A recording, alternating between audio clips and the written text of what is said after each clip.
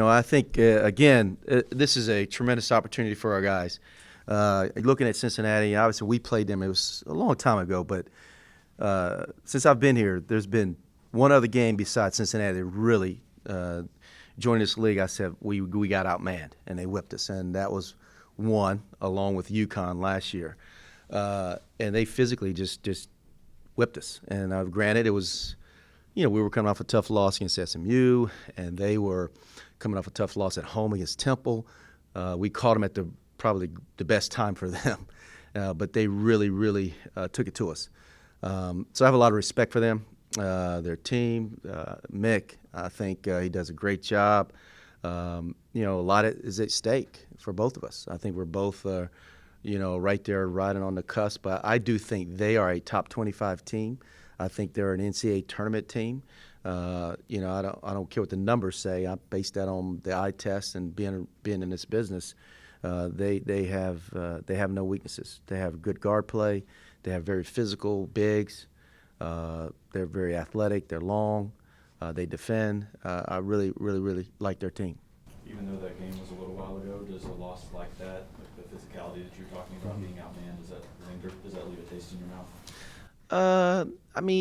Like I said, it was a long time ago. I think for our guys, we relive it and we go back and watch a video of it. They realize, how they took it to us and how we must play to have success.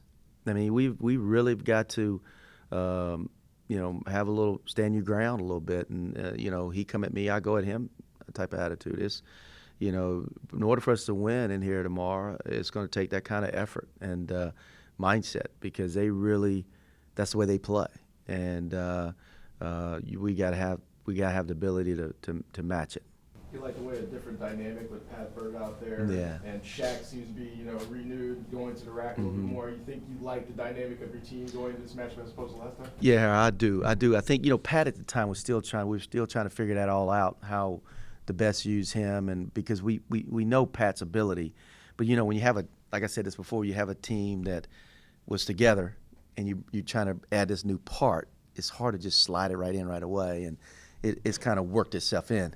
And I think it's helped us, no question. We're better offensively than we've ever been since we've been here, because not just what Pat's production is, but what he does by being on the floor, the spacing, opening things up for like Shaq a little bit more. And Shaq is back. He had a stretch there where he was not, driving and making plays as much. And then I think it helps Juice. I think it helps Juice too to have Pat out on the court, because people just can't gang up on him. And, there were times we saw boxing ones and triangle and twos, and we don't see that now with Pat out there, and if Shaq's playing the way he's playing. So when it's not an X's and O's thing, for as far as a matchup, it's a physicality thing the last game, is that an easier thing to show the guys and to correct? Is it as simple as just play harder, play more physical? Is that easier than if it was? Yeah, it's going to be more to it than that. I think obviously there's no question that's where it begins, because if you don't do that, you're not going to have a chance. But their defense is unique, what they do, and we gotta be creative in what we do there and attacking them. Offensively, they play through their post guys. I mean, Clark, I think, is one of the most underrated post guys in our conference, and Ellis. But they throw that ball to those guys, and those guys are skilled like the SMU guys. And they make it hard for you in terms of how you're going to guard them. And now you add the kid Cobb, who can really shoot it, and Copain's having a great year. You got to figure out how you're going to guard them. So it's both, but it starts with us being able to, handle their physical presence. Was there a turning point for Pat or the team just being comfortable playing with Pat in there? Can you think of something here in the last several weeks or month, or just a time when it seemed like it began to click, and why? I don't know if I can point to a specific time. I just know that it was just getting better and better as practice was going. And we play Pat at the 4 some, we play him at the 3, and you just getting him comfortable. Because he wasn't playing at the level he's playing at either. He was still trying to figure it out. And but he's in a good place right now. I think he's got good rhythm and how he's playing. And I think his teammates realize that too. That takes time too. You're a new guy. And I think they now see the advantages of having him on the court, and they start looking for him too. How much in these last 5 games of the regular season do you think about or talk to your team about fighting for that spot in the NCAA tournament, how important it is, and kind of the extra pressure of that? I think the guys know. I mean, they watch TV, although I don't know if they talk about us that much. I'm just trying to be funny, but I think they know. I think we're when you after the SMU win, your numbers jump drastically. So there is some talk. You got 5 games left, 3 at home, 2 on the road. You control your own destiny. Most teams across the country this time of year, if you're right there in the mix, you feel like you can control your own destiny. Because you got to get away from trying to watch, well, this is a bubble team, we've got to hope they lose. You can't do that. You got to worry about yourself. And I think our concern is really saying, talking to our guys about, if we do what we're supposed to do, and we worry about controlling our own destiny, then you'll be fine. And we have opportunities. Tomorrow's a great opportunity, against one of the best teams in our league.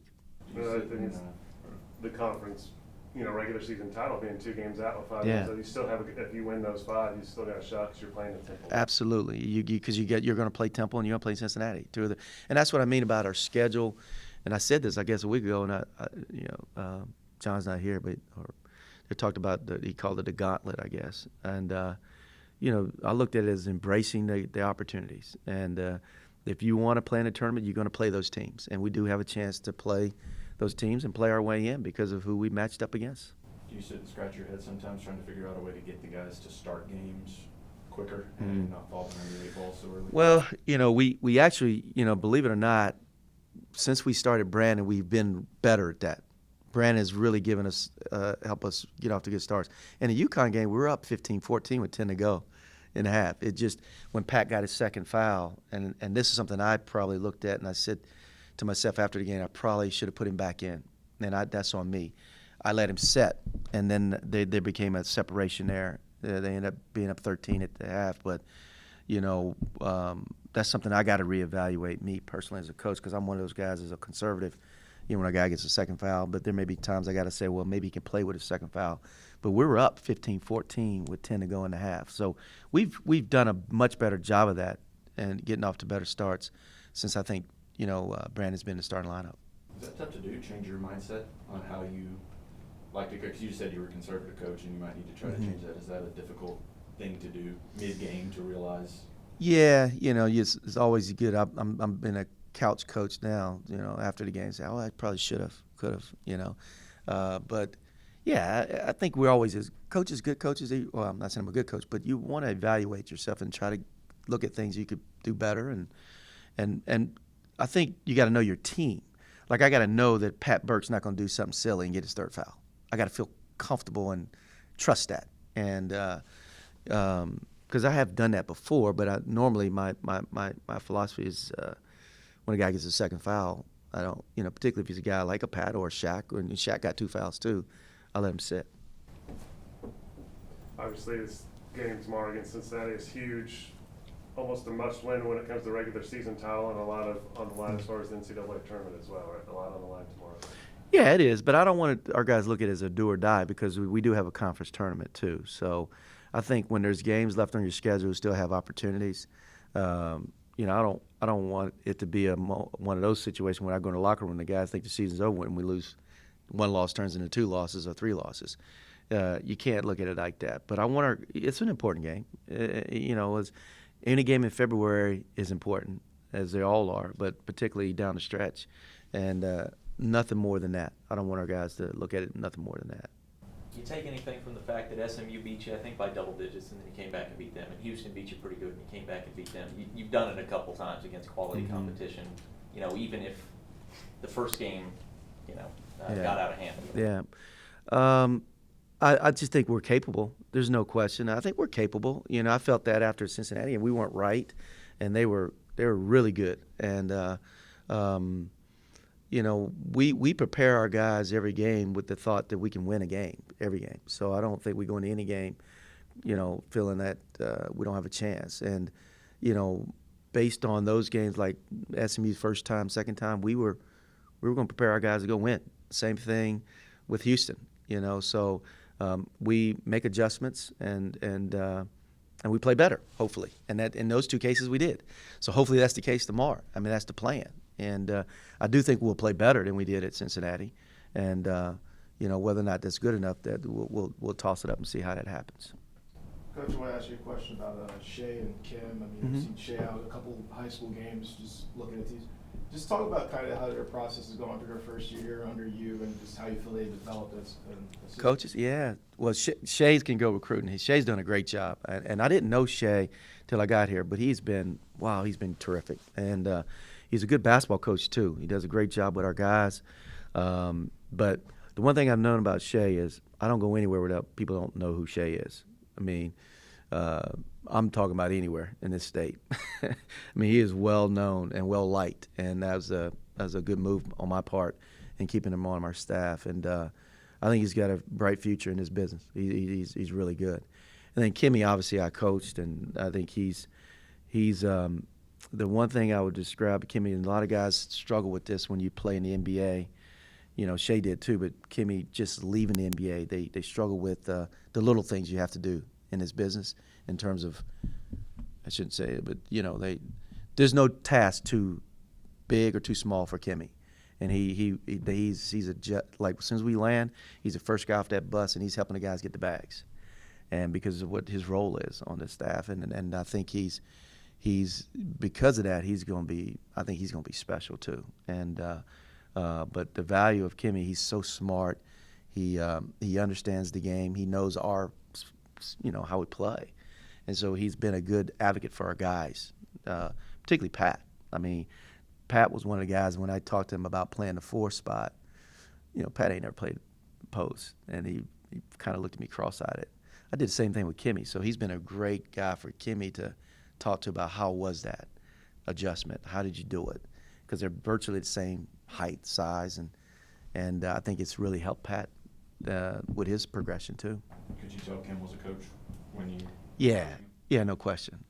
And he would be on the court, and I had Phil Presley as a point guard, but he would be the guy directing and talking, and yeah, no question. He had it, and when he was playing, he was sending me scouting reports of our teams we were playing. Yeah, that was pretty amazing. He did that, and just to prove to me he wanted to do this, because I said, man, go make some money. You can make no money in this for a long time. And he was convincing me that he wanted to do this, and this is how bad he wanted it. And I was impressed that some of the stuff he was sending me, he would have time to put together a scouting report of our opponents. Yeah. This team got you guys pretty good last time around. What do you feel like the difference is in the team you guys have now that can reverse that result come tomorrow? Around that time, our team, we weren't clicking on cylinders at the time. We weren't playing hard. We just wasn't gelling together. I think we're gelling right now. We're a lot more focused than we were then, and we're just playing way harder than we were before. So I think we're a way better team than then. You individually, the last couple of games, you stepped up. I've seen you go to the hoop a lot more. Is it just something that you just got a little more into the season, or something where what has it been for you that's been just kind of changed? Just be aggressive. Also, be a playmaker. So I mean, if they take away the playmaker, then go make a play at the rim, or just trying to do anything to win for this team. I'm just all for it. How much do you, I guess, feel the pressure going down the season here of getting that NCAA tournament berth, and how important each one of these games is now? I mean, every game is important, so no game is more important than the other one. I mean, we got a good team. We got a good chance to make the NCAA, so we got to take it one game at a time. We can't look into the future. So right now it's Cincinnati, so we're going to focus on Cincinnati. Think about being on the bubble or anything like that? No, I'll let the media take care of that. I don't really be much into that. Coach Hayes said you guys play a little bit differently with Pat, and just the adjustment of getting used to him being on the court. Talk to that about how just getting adjusted to Pat being on the court and adjusting to his strengths. Pat been tremendous. He's been shooting the ball really well. Beginning of the season, we had everybody together. All the seniors have been here since day one. Then Pat comes in, so it's a little hard to get comfortable and everything. Now I think he's finally found his place, and everybody's finally together, and everyone's finally, trusting each other like we needed to trust and we need to win games. So Pat helps tremendous because he opens up the floor for me, opens up for James, and for everyone else. So it's a tremendous help from him. How much of that recent success have you had has been because of opening up the floor with Pat shooting? A lot, because I've been getting to the rim quite more because usually they like to sag in on me. So you can't sag off of James Woodard, and now Pat's showing you can't sag off him either. So they got to stay attached to him. So that opens up a lot of lanes for me to distribute and go score at the rim. This game tomorrow, obviously, not just as I was talking about the NCAA tournament, but the regular season title. You guys still have a shot of it with 5 games left and down 2 to Temple and behind Cincinnati. How important is it tomorrow with everything on the line to get a win over Cincinnati? It's very important. Definitely need this win so we can help our chance to win a conference championship, and also to redeem ourselves from the beating they put us up in Ohio. So it's kind of a pride thing. They went up there and took our souls out, so we're trying to redeem ourselves right now. What do you think's really changed the most with this team from that whooping in Ohio to what you're going to have tomorrow? I want to say one word is probably toughness. We wasn't tough back then, so now I think we're gonna bring some more toughness now.